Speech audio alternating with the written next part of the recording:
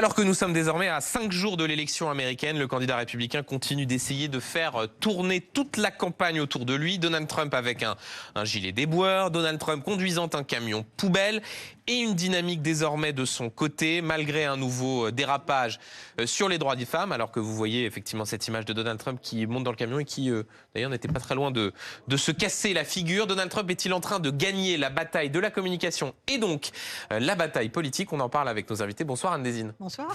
Merci d'être avec nous ce soir, professeur émérite de droit et de civilisation américaine à l'université Paris-Nanterre. Vous êtes auteur des États-Unis et la démocratie. Ah non, il y en a un autre. Ah, il y en a un autre, alors allez-y.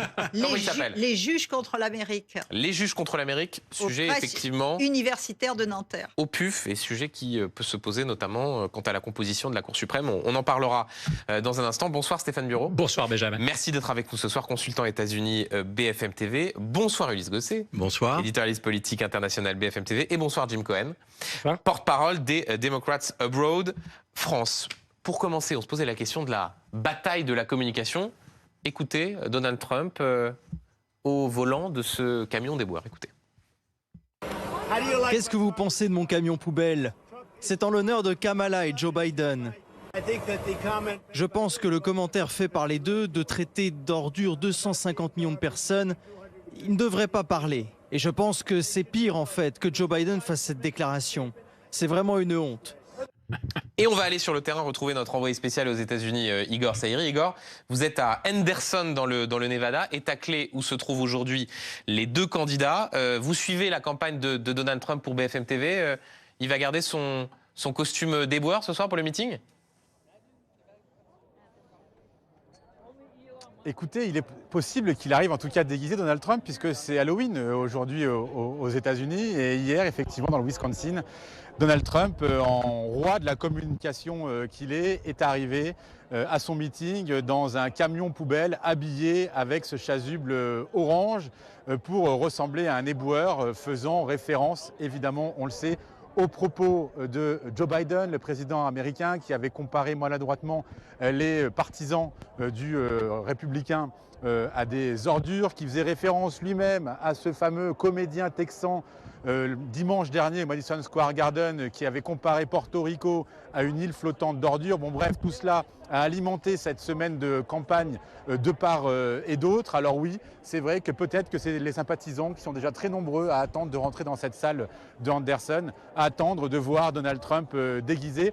Quelque part, ces sympathisants viennent aussi pour ça. Ils viennent voir un spectacle, ils viennent voir la bête de scène, ils viennent voir un divertissement. Nous sommes au pays du divertissement et en plus à côté de Las Vegas, à 17 km environ. Las Vegas qui incarne parfaitement l'argent, le divertissement et le jeu.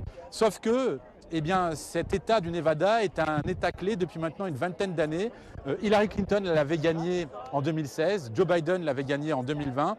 Et aujourd'hui, c'est encore très indécis parce qu'il faut savoir que la particularité du Nevada, c'est que le gouverneur est républicain et l'Assemblée législative est, elle, démocrate. Pour schématiser un petit peu, il y a beaucoup d'électeurs indépendants aujourd'hui au Nevada, ce qui fait que les instituts de sondage ont énormément de mal à dire qui va l'emporter dans le Nevada. C'est seulement 6 grands électeurs, hein, c'est assez peu par rapport à la Pennsylvanie qui en a 19 par exemple. Mais selon les configurations, eh bien, le Nevada pourrait faire la différence.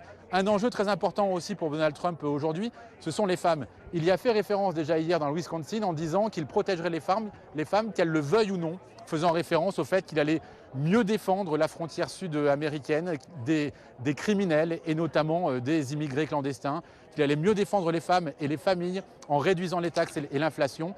Ça aussi, c'est un enjeu important. Nous sommes dans une élection très genrée. Beaucoup plus de femmes votent pour Kamala Harris, beaucoup plus d'hommes votent pour Donald Trump. Enjeu extrêmement important aussi. On verra tout cela dans les prochaines heures. Donald Trump doit parler d'ici 4 heures maintenant. Igor Saïri en direct du Nevada avec Hortense Gérard, alors qu'on voit les images du premier meeting de la journée de Donald Trump. C'est à Albuquerque, dans l'état du Nouveau-Mexique. Anne Désine, revenons sur ce qui était abordé par Igor et par ces images. Oui. Donald Trump qui descend de son avion, une chasuble déboueur sur les épaules et qui monte dans le camion. Au fond, c'est à l'image de cette campagne, dominée par les coups de com', les outrances du candidat républicain. Oui, il y a zéro idéologie et ça sera tout dans l'émotion, dans la communication. Oui. Mais il faut reconnaître à Donald Trump, c'est un animal politique et de communication fabuleux. Et une des choses qu'il fait très bien, et que d'ailleurs son colistier Vance fait très bien aussi, c'est de retourner le problème. C'est-à-dire, eux sont accusés et hop, ils se Absolument. débrouillent pour accuser. Donc là, Kamala Harris n'a pas eu de chance parce qu'elle avait un dossier fabuleux quand ce comédien a A traité fait cette bourde sur Porto Rico, voilà, ouais. de Cette poubelle, bourde, cette sortie raciste. Ouais. voilà, Ouais. de poubelles flottantes. Donc, elle s'est vite entourée de Puerto-Ricains.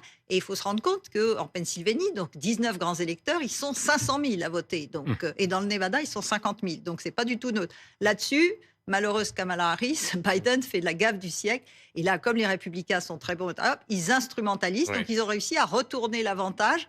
Alors, bon, cela étant, si elle devrait bien se débrouiller. Et je pense qu'elle va prendre ses distances avec Biden en disant que non seulement elle Ce est... qu'elle a commencé à faire. Voilà. Ouais. Mais peut-être même quitte à gronder, entre guillemets, fustiger, en disant que le président doit être le président de tous les Américains. Cela étant, il y a du passif. Hein. On se rappelle Hillary Clinton qui avait parlé des déplorables, etc. ouais, déplorables, ouais. Et même Obama, ça avait été capté, c'était une conversation censée être secrète, qui avait parlé de tous ces types avec leurs fusils et leurs bibles. Je vous donne la parole dans un instant, Stéphane Bureau-Lys-Gosset. Juste avant, Jim Cohen. La difficulté de Kamala Harris, c'est qu'on a le sentiment que depuis le début de cette campagne, elle ne cesse d'être en réaction aux propos, aux outrances de Donald Trump. Il est meilleur en communication qu'elle. Vous trouvez?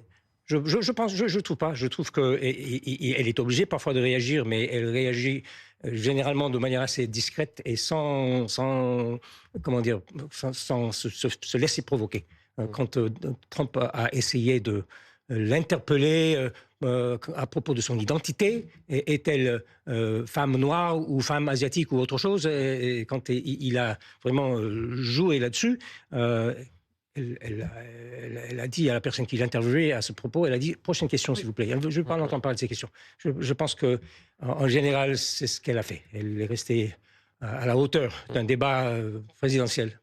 Stéphane Bureau, sur la façon de faire de la politique de Donald Trump, on dit roi de la com, on sait à quel point notamment l'avocat, Roy Cohn, son ancien avocat, a pu l'influencer dans cette façon de faire de la politique. Ce qu'on documente très bien dans le film qui vient de sortir sur nos écrans, The Apprentice. Faire parler de soi, même si c'est en mal, c'est cette recette-là qu'il continue de reproduire. Alors la réponse courte à la question que vous avez posée en ouvrant le plateau, est-ce qu'il gagne cette semaine à coup de com'? Oui.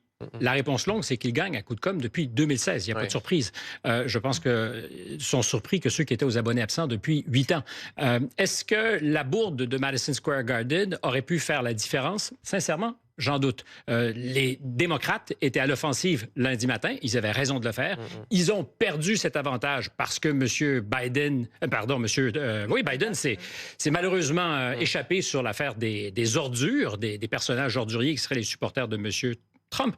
Mais j'ajouterais là-dessus, sur la communication, que c'est du carburant pour M. Trump depuis toujours. C'est-à-dire que le mépris affiché par la bien-pensance, et M. Biden peut évidemment être associé à la bien-pensance pour les électeurs de Trump, à chaque fois qu'il y a eu cette prise de haut des électeurs de M. Trump, ça a super bien fonctionné pour lui. Il sait se servir de ça, se régale de ça. Et j'ajouterais, parce qu'il fait campagne contre la presse américaine aux États-Unis, qu'à chaque fois qu'il est tourné en ridicule, en une du New York Times ou dans les pages éditoriales du Washington Post, pour lui, c'est de bonnes nouvelles.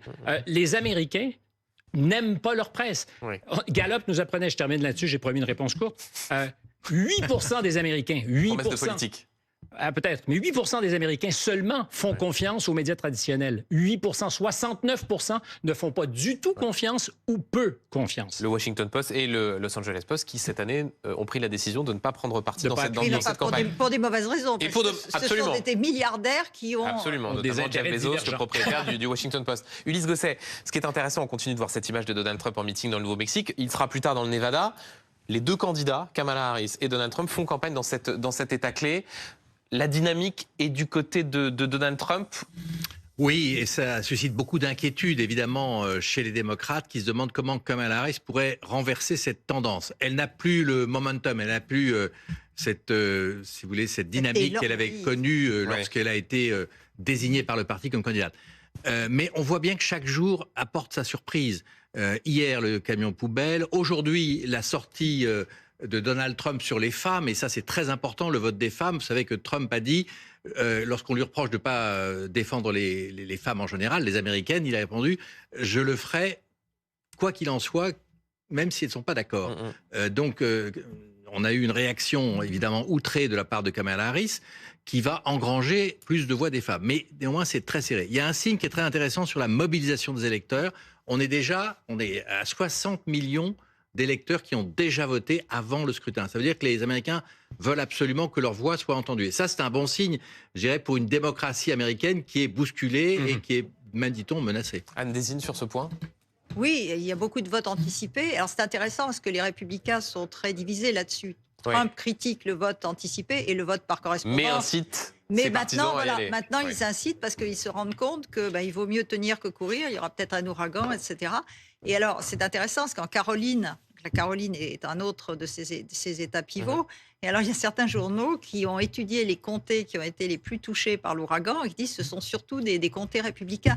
Donc ça, c'est grave. On en est à compter les voix parce qu'on sait que l'issue, ça va être à quelques milliers de voix. On est en train de se dire, c'est bien si ce sont surtout des comtés républicains, ou à mettre tout son espoir parce que Taylor Swift a apporté son soutien à Biden et toutes ses craintes parce que Musk, en violation de toutes les règles, alors c'est peut-être l'esprit plutôt que la loi, mais enfin ce qu'il fait c'est de la corruption ouverte, c'est peut-être pas sanctionnable directement par la loi parce qu'il n'achète pas les voix, il n'achète pas les inscriptions sur les listes électorales, mais comme par hasard c'est dans les États pivots, c'est ce n'est pas par hasard. Et ce n'est pas par hasard. Ce n'est bien sûr pas par hasard, et c'est si on signe la pétition, premier amendement, et l'autre, le deuxième amendement, le port d'armes. Et Anne Désine, chose promise, chose due, je montre votre nouveau livre.